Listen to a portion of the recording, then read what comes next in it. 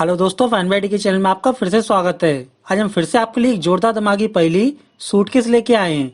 दोस्तों, ये खतरनाक मिस्ट्री रीडल है। इसे समझने के लिए आपको पूरी पहेली देखनी होगी। चलिए पहेली स्टार्ट करते हैं। एक बार डीके अपने दोस्त रमन के यहाँ एक गांव में पहुंचा। वहाँ गांव में रमन की बहन की सगाई का प्रोग्राम चल रहा था। तभी कुछ देर बाद वहाँ गांव के मुखिया रमेश चंद जी अपनी नई कार के साथ वहाँ पहुंच गए। रमन उनका स्वागत करते हुए बोला, आइए मुखिया जी, लगता है आज फिर से आपने नई कार ले ली, इसलिए आप आज फिर से उदास हो। अब डीके ये सभी बातें सुन रहा था। उसने रमन से पूछा, ये कौन है और नई कार लेने के बाद ये उदास क्यों दिखाई दे रहे हैं। अब डीके की बात सुन के मुखिया बोला, मैं उस गांव का मुखिया रमेश चंद हूँ और नई कार लेने के कारण उदास नहीं हूँ, बल्कि आज मेरी कार फिर से शहर से चोरी हो गई, इसलिए मुझे नई कार खरीदनी पड़ी। इसलिए उस दुख के कारण मैं उदास हूँ। 5 साल में अभी तक मेरी 7 एसयूवी कार शहर से चोरी हो चुकी हैं, जिनका आज तक कोई पता नहीं चला। और आज भी मैं किसी काम से शहर में बैंक के अंदर गया था, लेकिन केवल 2 मिनट बाद किसी चोर ने मेरी कार का लॉक तोड़कर उसे चोरी करके ले गया। पता नहीं शहर के चोर इतनी फास्ट कार का लॉक कैसे खोल लेते हैं। सभी लोग मुखिया की बातें सुन रहे थे। अब रमन ने मुखिया को अपने दोस्त डीके से मिलवाया।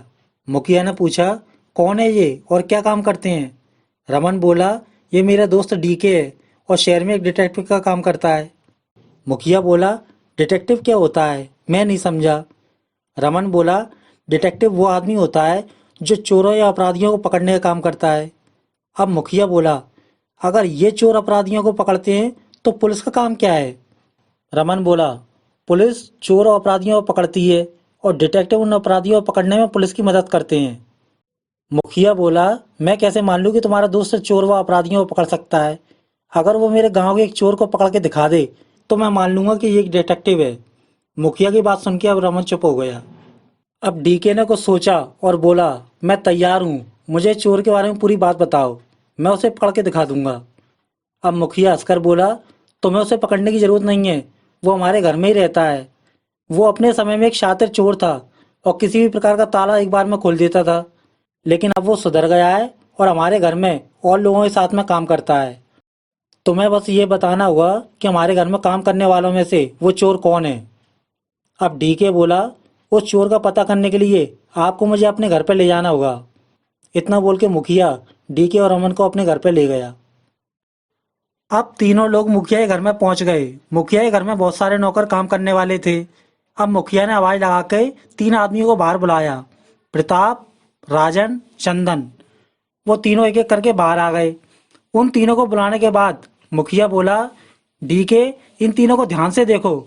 इन तीनों में से 2 आदमी साधारण व्यक्ति हैं और एक आदमी चोर है, लेकिन अब वो चोरी छोड़कर हमारे घर में साधारण जीवन काट रहा है।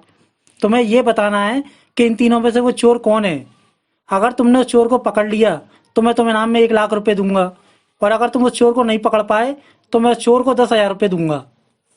अब डीके बोला, ओके, इन तीनों में से वो चोर कौन है ये पता करने के लिए मुझे 3 दिन का समय दो, और साथ में 3 नए सूटकेस ला कर दो जो एक जैसे कलर के होने चाहिए। अब मुखिया ने अपने दूसरे नौकर श्याम को बुलाया और उससे बोला, श्याम, तुम अभी शहर जाओ और वहां से 3 नए सूटकेस लेके आओ। इतना सुन के नौकर श्याम वहां से शहर की ओर चला गया और सभी लोग वहां खड़े देखते रह गए। अब रात के 8 बज रहे थे। मुखिया के घर में एक कमरे में डीके आराम कर रहा था। तभी मुखिया डीके के पास 3 नए सूटकेस लेके आ गए। उसने वो सूटकेस डीके को दे दिए। अब सूटकेस लेकर डीके ने मुखिया से कहा, आप मुझे इनाम के 1 लाख रुपए में से 50,000 रुपए अभी दे दो, तभी मैं उस चोर को पकड़ पाऊंगा। अब डीके के कहने पे मुखिया ने डीके को 50,000 रुपए की गड्डी दे दी, जिसे डीके ने तीनों सूटकेस में किसी एक सूटकेस के अंदर रख दिया, और बचे हुए 2 सूटकेसों में डीके ने किताबें रख दी और बाहर से तीनों सूटकेस को लॉक कर दिया, जिससे कि ये लगे कि तीनों सूटकेस के अंदर कुछ न कुछ रखा हुआ है। तीनों सूटकेस को लॉक करने के बाद डीके ने वहां खड़े सभी लोगों को बाहर जाने के लिए कह दिया। डीके की बात सुनकर मुखिया और श्याम दोनों बाहर की ओर चले गए। उन दोनों के बाहर जाने के बाद डीके ने तीनों सूटकेस में उन लोगों के नाम लिख दिए। उस समय 50,000 रुपए राजन के सूटकेस में थे। कुछ देर बाद डीके तीनों सूटकेस लेके बाहर चला गया। बाहर जाके डीके ने देखा और मुखिया जी तीनों नौकरों के साथ वहां खड़े हुए हैं। डीके ने अंदर प्रत्येक सूटकेस के अंदर नाम लिख दिया था, इसलिए मुखिया को ये नहीं पता था कि किस सूटकेस के अंदर पैसे रखे हैं और किस सूटकेस के अंदर किताबें हैं। अब डीके ने तीनों व्यक्तियों को उनके नाम वाले सूटकेस ले जाने के लिए बुलाया। तभी चंदन और राजन आकर अपना अपना सूटकेस ले गए, लेकिन प्रताप वहीं चुपचाप खड़ा रह गया। उन दोनों के सूटकेस ले जाने के बाद प्रताप भी अपने सूटकेस के पास आया और उसे उठा के ले जाके अपनी जगह पे जाके खड़ा हो गया। दोस्तों, पहली का पहला सवाल, प्रताप अपना सूटकेस लेने आखिरी में क्यों आया? अपना आंसर नीचे कमेंट कीजिए।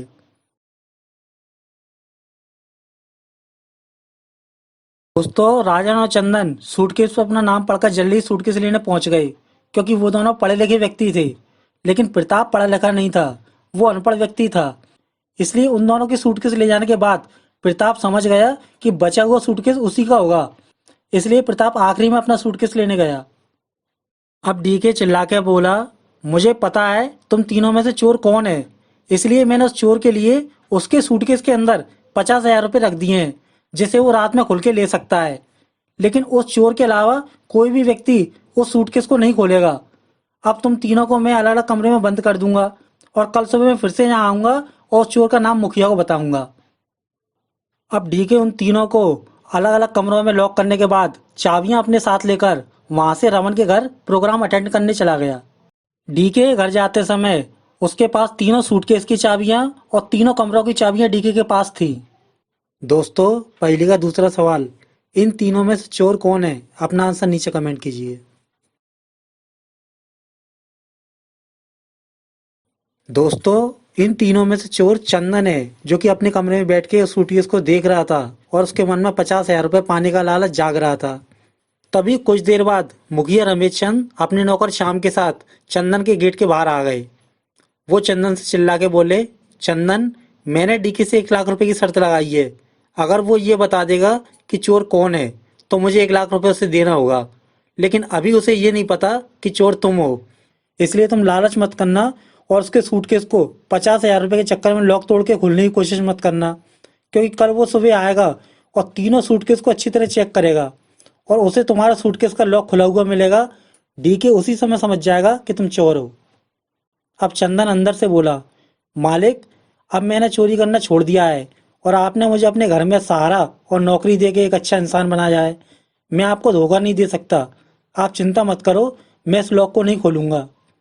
इतना सुन के मुखिया और श्याम वहां से चुपचाप चले गए और चंदन खाना खा के वहीं सो गया।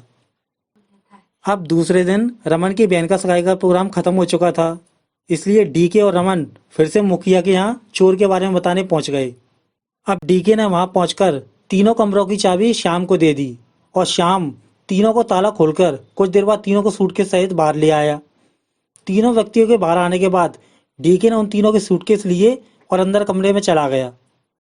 अब डीके के अंदर जाते ही मुखिया और चंदन समझ गए कि डीके सूटकेस लेके अंदर कमरे में क्या करने गया है। वो लोग डीके के वापस आने का इंतजार करने लगे। तभी कुछ देर बाद डीके तीनों की सूटकेस चेक करने के बाद वापस आ गया और बाहर आके चुपचाप खड़ा हो गया। अब मुखिया डीके से बोला, डीके, अब तो बताओ चोर कौन है? लेकिन डीके ने मुखिया का सवाल का कोई आंसर नहीं दिया। डीके चुपचाप से खड़ा रहा। मुखिया ने फिर से उससे पूछा, बताओ डीके, चुप क्यों हो? आखिर कौन है चोर? अब डीके उदास मन से बोला, मुखिया जी, आपका चोर चंदन है। मैं शर्त जीत गया। अब आप मुझे शर्त के बचे हुए 50,000 रुपये दे दीजिए, मुझे यहाँ से जाना है। चंदन और मुखिया उसका जवाब सुन के आश्चर्यचकित रह गए और मुखिया ने उसे 50,000 रुपये दे दिए। अब मुखिया बोला, डीके, तुमने चंदन को सही पहचाना कि वो चोर है, लेकिन तुम्हें कैसे पता चला कि चंदन ही चोर है? डीके बोला, मुखिया जी, मेरे सर में बहुत जोर से दर्द हो रहा है। आप शाम से बोलकर मेडिकल से मेरे लिए सिर दर्द की गोली मंगवा दीजिए। उसके बाद मैं बताऊंगा कि मुझे चंदन के बारे में कैसे पता चला। अब मुखिया ने शाम को डीके के लिए मेडिकल से सिर दर्द की टेबलेट लेने भेज दिया। शाम के जाने के बाद मुखिया डीके से बोला, डीके, तुम एक बुद्धिमान व्यक्ति हो। मुझे बहुत उत्सुकता हो रही है कि आखिर तुम्हें चंदन के बारे में कैसे पता चला। प्लीज मुझे जल्दी से बताओ। दोस्तों, पहली का तीसरा सवाल, डीके ने चंदन को कैसे पहचाना? अपना आंसर नीचे कमेंट कीजिए। अब डीके बोला, आपने मुझे कल बताया था कि 3 व्यक्तियों में से कोई एक चोर है, इसलिए मैंने कल शहर से 3 नए सूटकेस मंगवाए और उनमें चोर को पकड़ने के लिए 3 तरह से चाल चली। नंबर 1, सबसे पहले मैंने राजन के सूटकेस के अंदर 50,000 रुपये रख दिए, जिससे कि अगर चोर राजन होगा तो वो रात में सूटकेस का लॉक खोलने की कोशिश करेगा और 50,000 रुपये देख के उसके मन में लालच आ जाएगा और वो मेरे पैसे ले लेगा। और अगर मान लो राजन एक अच्छा इंसान बन गया है तो वो मेरे 50,000 रुपये सूटकेस से नहीं चुराता, लेकिन वो सूटकेस जरूर खोलता, क्योंकि बहुत पुरानी कहावत है कि चोर चोरी करना छोड़ देता है लेकिन हेरा फेरी करना नहीं छोड़ता। उस कंडीशन में मुझे सूटकेस का लॉक टूटा हुआ मिलता और मैं समझ जाता कि राजन ही चोर है, लेकिन मुझे राजन के सूटकेस का लॉक लगा हुआ मिला है, मतलब राजन वो चोर नहीं है। नंबर 2, अब मुझे दूसरा शक चंदन पे था, इसलिए मैंने चंदन की सूटकेस के अंदर किताबों के अंदर अपना मोबाइल फोन नेटवर्क ऑफ करके रिकॉर्डिंग करने के लिए रख दिया। मुझे पता था कि अगर चंदन चोर है तो वो भी 50,000 रुपये के लिए सूटकेस खोलने की कोशिश करेगा, लेकिन अगर वो एक अच्छा इंसान बन गया है तो वो सूटकेस नहीं खोलेगा, लेकिन वो कमरे में देर रात तक जागता रहेगा और 50,000 रुपये के बारे में सोचता रहेगा। इस तरह चंदन की देर रात तक जागने की एक्टिविटी आवाज मेरी फोन के अंदर रिकॉर्ड हो जाएगी और उस कंडीशन में मैं समझ जाऊंगा कि चंदन एक चोर है, लेकिन अच्छा इंसान होने के कारण उसने मेरे पैसे नहीं चुराए। और मैंने अभी चंदन और मुखिया की रात की सारी रिकॉर्डिंग की बातें सुन ली, जिससे यह साबित हो गया कि चंदन ही वो चोर है। नंबर 3, प्रताप। प्रताप के सूटकेस के अंदर मैंने एक लेटर लिख के रखा था, जिसके अंदर लिखा था, प्रताप अगर तुम चोर हो तो इस सूटकेस के बगल के हिस्से को तोड़ देना, मैं समझ जाऊंगा कि तुम चोर हो और बाद में मैं तुम्हें 50,000 रुपये दूंगा। लेकिन सूटकेस ले जाते समय प्रताप अपना सूटकेस लेने देरी से आया। मैं समझ गया कि प्रताप अनपढ़ है और वो एक अच्छा व्यक्ति है, क्योंकि उसके भी सूटकेस का लॉक लगा हुआ मिला है, मतलब प्रताप चोर नहीं है। अब मुखिया बोला, डीके तुम तो बहुत बड़े डिटेक्टिव निकले, अब मुझे तुम पे भरोसा हो गया है कि तुम मेरी कार चलाने वाले चोर को भी पकड़ सकते हो, लेकिन तुम उदास क्यों हो? अब डीके बोला, मैं इसलिए उदास हूँ क्योंकि चंदन के सूटकेस के अंदर मैंने चोर पकड़ने के लिए अपना मोबाइल रखा था, जिससे कि मुखिया जी की बातों की रिकॉर्डिंग के द्वारा सिद्ध हो गया कि चंदन ही चोर है। उसी तरह मैंने राजन के सूटकेस के अंदर 50,000 रुपये रखे थे, लेकिन अब वो 50,000 रुपये गायब हैं। अब मुखिया आश्चर्य से बोला, क्या राजन के सूटकेस के अंदर से पैसे गायब हैं? मतलब राजन ने सूटकेस का ताला तोड़कर 50,000 रुपये निकाले हैं? अब राजन भी ये बातें सुन रहा था। राजन बोला, नहीं मालिक, मैंने ये सूटकेस नहीं खोला, मुझे पता था कि मैं चोर नहीं हूँ, इसलिए डीके के कहने पर मैं जाते ही खाना खाकर चुपचाप सो गया। अब मुखिया बोला, डीके, राजन मेरा वफादार नौकर है, वो ये काम नहीं कर सकता। अब डीके बोला, मुखिया जी मुझे पता है राजन चोर नहीं है, क्योंकि चोर अक्सर ताला खोलने के काम करते हैं और चोरी करने के बाद उसे लगाते नहीं है, लेकिन राजन की सूटकेस का लॉक मुझे अच्छी तरह से लगा हुआ मिला है और अंदर से 50,000 रुपये गायब है। अर्थात आपके घर में कोई और भी है जो एक शातिर चोर है, जिसने दिमाग लगा के 50,000 रुपये निकाल लिए और राजन के ऊपर चोरी का नाम आ गया। दोस्तों, पहली का चौथा सवाल, उस घर में दूसरा चोर कौन है? अपना आंसर नीचे कमेंट कीजिए। डीके बोला, मुखिया जी मेरे 50,000 रुपये और तुम्हारी कार चुराने वाला कोई और नहीं बल्कि तुम्हारा नौकर बावर्ची श्याम है, इसलिए मैंने उसे सिरदर्द के बहाने मेडिकल पे भेजा है। अब मेरी बात पूरी ध्यान से सुनिए और समझिए। आपके घर में 2 नौकर चोर हैं, नंबर 1 चंदन, नंबर 2 श्याम। चंदन एक पुराना चोर है जिसे आपने सुधार दिया और आज वो एक अच्छा इंसान बनकर आपके यहाँ पर जीवन व्यतीत कर रहा है, लेकिन श्याम एक चोर है, यह आपको भी नहीं मालूम है।